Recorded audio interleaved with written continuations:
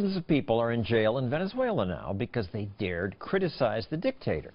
Francisco Marquez spent 4 months in jail for what the government called inciting violence. He was released 2 months ago and joins us now from California. So, were you inciting violence? No, I was not. And I think it's very important to point out that the Venezuelan regime has for many years put many people in jail just for speaking out and for doing opposition. I was a victim of this. I was part of this process to try to recall the mandate of Maduro, a constitutionally protected process.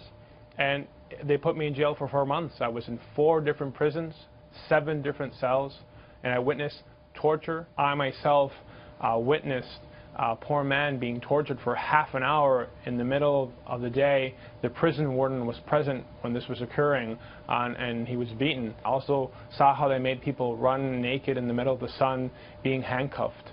And these were regular prisons. Just out of sadism, or why they and not you? Mostly it's because my case was very high profile. Listen, Mr. Stossel, I'm one of the lucky ones. You know, I was 4 months in jail, and I'm still out right now. And I think it's because my case was very high profile. It definitely helped that I was a dual citizen. I'm one of the lucky ones. There's still people who've been years in jail and are still suffering these horrible consequences. I'm looking at this picture here of you in a bus, a detention bus. What's going on there? That was when I was recently jailed. You see the National Guard right there. A lot of the security forces inside Venezuela, they're actually against what's going on with the Maduro regime. Talking with him for a while, you could see that they're living the same duress that people are living in Venezuela. You talked about socialism in your program, but at the end of the day, it's an authoritarian regime that is starving its people, and the security apparatus feels it as well. You were arrested because you were participating in opposition protests. This picture shows you with an opposition leader. Don't you worry when you're there? And how come protest goes on and only some people get imprisoned? Whoever they put into jail sends a message to everyone else. So it's this selective persecution that tries to send a message of fear. That the message is very clear. Anyone who opposes this regime, who actively protests on the street or anywhere else, or voices their opinion, has a real threat of being put into jail. What's the connection between political repression and socialism? Socialism is just an economic system. Why does it so often lead to oppression and this cruelty? The state is in every part of society.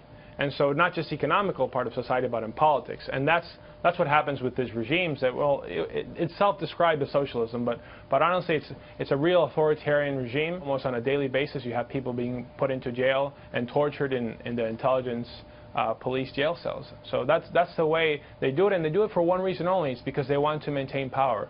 That is the only thing they care about at this point, not the well-being of the Venezuelan people. I'm now looking at a picture of you on the day you were finally released from prison. You're hugging your parents. It was a big relief. The best thing I can describe what it's like to be freed, and if you can really call it being freed, because I'm what I call in a forced exile. I was asked to leave the country. I couldn't remain, otherwise it would put me back in jail. Was imagine being kidnapped with a group of friends and you're released. And so what's in your mind constantly is all those friends that are left behind, that are having these horrible conditions, and they're still living through what I went through.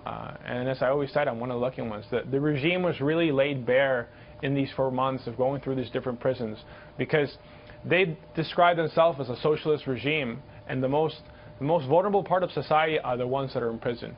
And these prisoners, like I said, from political prisoners to common prisoners, were constantly beaten and tortured and dehumanized. And this is one of the things that I think is very important for the Western Hemisphere to understand, that we cannot continue to tolerate this. Thank you, Francisco Marquez.